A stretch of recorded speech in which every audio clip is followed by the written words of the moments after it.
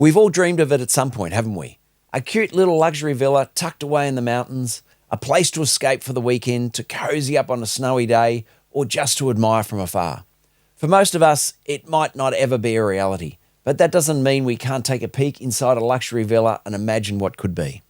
So stick around, because today we're taking a deep dive into a classic Lego set from 1973 and seeing exactly where we're going to park the skis and maybe the Maybach. I'm Lord Paul, and this is Lord Paul's Bricks.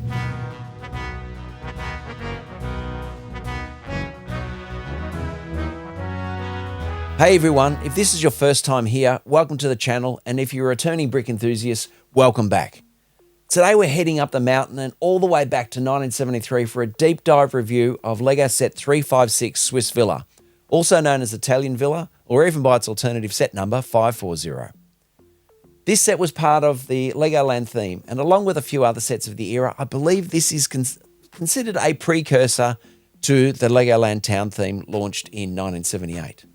But before we dive into this vintage gem, if you're enjoying these trips down memory lane, please hit that like button. It's a huge help and truly helps keep the channel growing. If you want to be the very first to know when the next classic set gets reviewed, be sure to subscribe and ring that notification bell. That way you won't miss a single brick of fun. Of course, I always love hearing from you, so drop your thoughts, favourite Lego memories, or any questions you have in the comments below. Did you have any of these sets from the early 1970s Legoland? If so, I'd love to hear about it. I purchased this set only a few weeks ago from a great seller on Bricklink. There were a few other sets that I bought from them, and I posted an unboxing video from when they arrived, so check out that after this review and give you a bit of an insight into future reviews. This set has 150 pieces, but since it predates the minifigure era, there aren't any of the little Lego people to move in. It's a beautifully bright set with a classic color palette of red, blue, and white. The condition of this set is truly excellent for its age, and I'm really looking forward to building it with you today. There isn't an original box, but I do have an original instruction sheet, and it is in great condition. The instructions don't have any alternative builds, unfortunately, but I'm sure any talented builder could whip something up. Now, a quick note on price. I know some of you love to know what these vintage sets sold for, but given the age of this set and the lack of reliable reference points from the era, I'm not going to be able to provide any pricing guidance on what this set sold for back in the day. Also, there's no minifigure content to discuss for this set, so that's one for our usual review that we'll skip over, but let's have a look at some parts. Before we start building, let's have a look at the unique, the rare, and the discontinued pieces that are in this set. This is one of my favourite parts of these truly vintage reviews because you can find some truly cool gems in here. The first piece I want to discuss is this strange and wonderfully looking tree. On Bricklink, it's hilariously called the granulated fruit tree, which is actually a pretty apt description. The tree only appeared in 7 sets between 1969 and 1973. There are 2 versions of this set, and I'm really pleased I snag a version of this older granulated tree because it's the first time I've ever gotten one. The later versions of this set came with the classic pine tree that most of you will be familiar with. The 16 by 32 base plate used in this set can be found in other sets, but what makes this unique to the set is the starter dots on it. Many early sets had dots on the base plate to help lay out the first row of bricks and for when you started the build, and it's like a built-in cheat sheet. I've mentioned this next piece on a few of my other reviews, but the modified 1 by 1 by 2 brick with shutter tabs it's actually a really cool brick, and it's incredibly rare to find them in blue. In total, across all colours, this piece appeared in 177 sets between 1973 and 2010. But in blue, it only appeared in a total of 6 sets between 1973 and 1980. It's an absolute very rare find, and it really stands out in this set. There are some red ones in this set as well, but they were much more common, appearing in over 50 sets.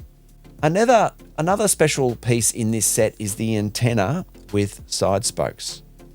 In this set, there is a white one. In white, it appeared in only 10 sets and some accessory packs between 1969 and 1973. In total, it appeared in about 45 sets, but what makes it so special is finding one intact. These spokes are notoriously fragile and break off easily. To get one with all the spokes is a real treasure, and I'm thrilled to be able to have one with this set. Finally, we have these 1x2x3 fixed doors. Before LEGO needed to make doors that a minifigure could fit through, they created these simple fixed doors. This set has a couple in white, but in all colours they appeared in about 80 sets, all the way back from 1955. Yes, you heard that right, 1955, and they were used up until 1976. But that's all of the pieces of interest in this set. The rest are all pretty much standard bricks. So are you ready to get our beautiful villa built? Do you think we'll need permits for this though?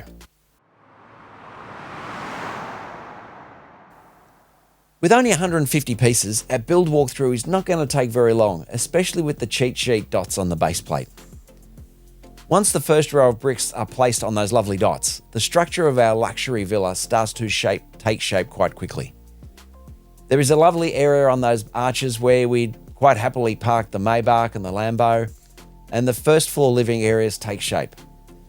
And keep building until we place those amazing blue roof slopes, finish the fence and the landscaping, and here we have our finished villa, ready to move in or even list on Airbnb.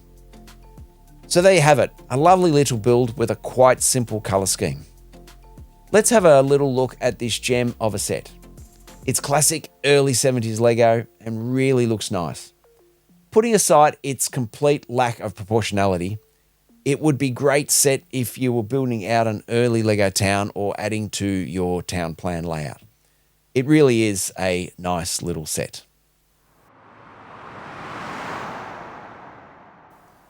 My usual disclaimer here, I always try to review these sets in the context of when they were first released. And for this villa, this was way back in 1973.